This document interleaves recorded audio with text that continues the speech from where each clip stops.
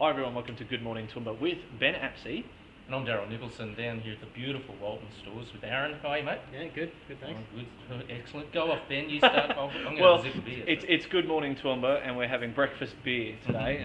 Everyone knows what we pre-record these the evening before, so thanks for having us down here on this beautiful Monday afternoon after such a cold Saturday, coldest May day Saturday. in 20 years, and yet here we are and it's 20 degrees on a Monday afternoon in May. So thanks for shouting us some beer, and I know Daryl's been hankering for one for quite some time. Yeah, it's been amazing.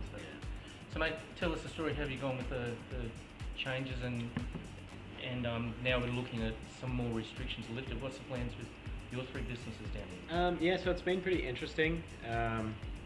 We've just had a bit of a different approach to each business because with the different levels of restrictions, you need to have a more takeaway orientated business to open up in the early stage of the reduced restrictions.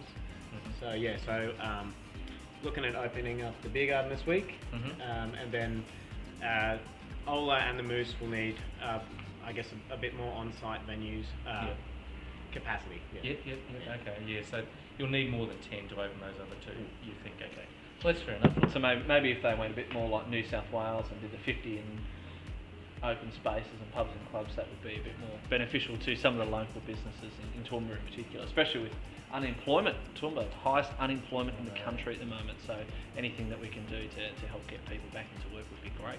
I saw that story on Win National News. It's a good news story of the day, One day I think Lincoln was doing that. And I was quite surprised. Toowoomba's the highest, and they had David Janetsky with all the reasons. I mean, you really don't have to be a rocket scientist to work out what's going on. Jeez. COVID.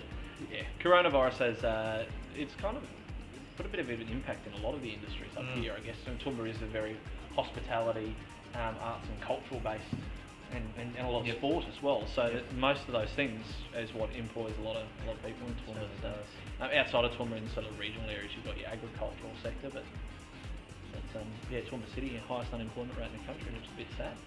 So, mate, the restrictions are 10, so you can do 10 here. Would you have sit-ins, or do you think you'll just roll with it and just see how the numbers go? Oh, look, we'll be doing a bit of a mixture. So I think if you're looking to get back with a group of friends and catch up in a group of 8 or 10, it's going to be a lot more essential to book. Yeah, because if there's already a couple of people there, you're at the capacity straight away. But if you're just by yourself or with your partner in the afternoon feeling like a draft beer, then I'm sure you'll be fine just to kind of show up and. Good, and obviously Council's still got the free CBD parking. Obviously the time restrictions are still applying, so we've got 3-hour car park across here. That's free. You don't have to pay for it for the 3 hours. You think that's going to be beneficial to you? Yeah, I guess so. I mean, as long as parks are available, that's beneficial for them. So. And just on saying that, we walked around before. Just remember, there's two. If you're in 1 hour, it's 1 hour you're entitled to. You just can't park there all day.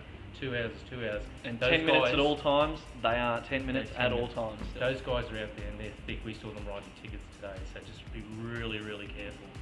Could make for quite an expensive day, thinking that you've got the whole day's car parking. But in saying that though, we're pretty close to a 3-hour car park, so just within a couple of metres. So that should be enough for dinner. 3 hour at the back, you got 1 hour out the front on Ruffton Street, and you got 8 hour car park further up. Yeah, that's right. With your food, are you going to have all your menu items, or do you think, like the girls at Gelatissimo, they had like 40 lines of ice cream and gelatos, they just went down to 20. Yeah. Do you think you'll do something like that? We'll probably have a bit of a change in menu, but that's not so much result of the restrictions. It's just because we've had a bit of time to think about what kind of offerings we're going to have, and going into winter, what we're going to change towards. So there will be a change, but not so much just for the COVID reasons. Okay, right, fair enough. And Hola, what sort of numbers do you think you'd need to open that up? 20 maybe might be the magic number, or 30? Yeah, so I guess Ola we'll just do probably around that 50 mark, I guess would be when we'd like to see. And then Moose Lane itself, being a dessert store, it's very dependent on the foot traffic of the surrounding stores. So we really need to have all the restaurants in the precinct open to justify the Moose. But we've still made a lot of fresh gelato products, so we'll repackage them and sell them from the beer garden as takeaway when we open up. So you'll still be able to get the product, but just the venue itself won't be open. Okay.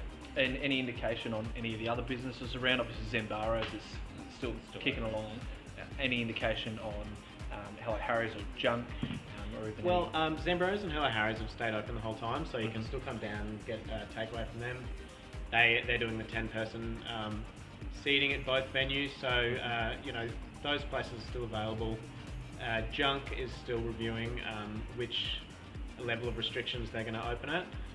But yeah, even then though, it's not so much just the matter of the venues being open, it's needing that switch from takeaway back to predominantly dine-in for dessert shops. Because you would have seen at Gelatissimo, they would have been affected, not just by the restrictions, but just because people aren't actually staying in the CBD to dine. Yeah, the girls told us that because they didn't have those other areas open, they certainly cut down that. It's that symbiotic relationship between a lot of things, Empire Theatre included, and then your sort of higher end restaurants leading on to your desserts, and then obviously pubs and clubs afterwards if people want to have that progression through the night and come out. So it's sort of everything needs to work together in the CBD.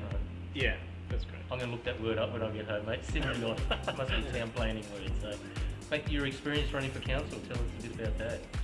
Yeah, that was a really enjoyable experience. I think definitely just, I guess, an eye-opener is what's necessary for a winning campaign. So I really enjoyed it.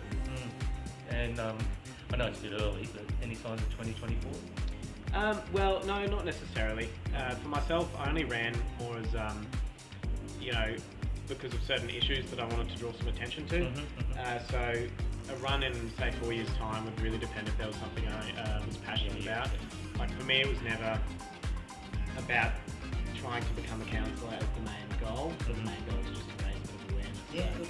So yeah, we'll see what the situation's like in 4 years, but I guess we won't know until then. Yeah, that's right. And issues you said were the main reason that you ran. What do you see as the sort of the predominant issues of the CBD where your businesses are? Yeah, look, I just think it's about the way that I guess parking's been the big one that's been talked about a lot, and I think parking is kind of the face of it, but really the issue is that it's not, I guess, what's the right term for it? Easy to access, I guess. Like it's very frustrating entering the CBD in certain areas, like especially the congestion with traffic when you're coming downtown. So a lot of the stuff I was kind of saying was if we could redirect traffic into areas where the parking is available, and then just making good use of like Tongsang Wharf, Domestic Lane and Carnival Lane that's going in, and getting that done quickly so that you can get those walkways kind of as like kind of like a blood vessel, I guess, going into the CBD, and then having those car parks easily accessible for someone driving downtown. Well done. Okay, well that's our Monday, mate. That's our Monday afternoon, our show here for our Tuesday. What's Tuesday's weather going to be looking like today? Tuesday? Well, I don't know. Yeah, you don't know? So I've given up on the weather at this point. I can't keep up. It's either cold or hot or somewhere in between in Toowoomba at this point. It's Melbourne weather. You'd never know what to expect. So. Okay. Mate, I want to thank you for coming on the show today. No, and thanks for having me. opening sometime this week, so haven't got a day yet, but as soon as you get open, mate, we'll certainly get the word out there for you. Well, yeah, there'll definitely be cold ones flying on the weekend. Okay, good stuff. That'll be Right. Okay, well, I'm Daryl Nicholson, Toowoomba 4350 TV, more than just a postcode. And thank you for joining us here down at Koenig's Beer Garden with Aaron Goldie, Daryl Nicholson, and I am Ben Apsey with Good Morning Toowoomba.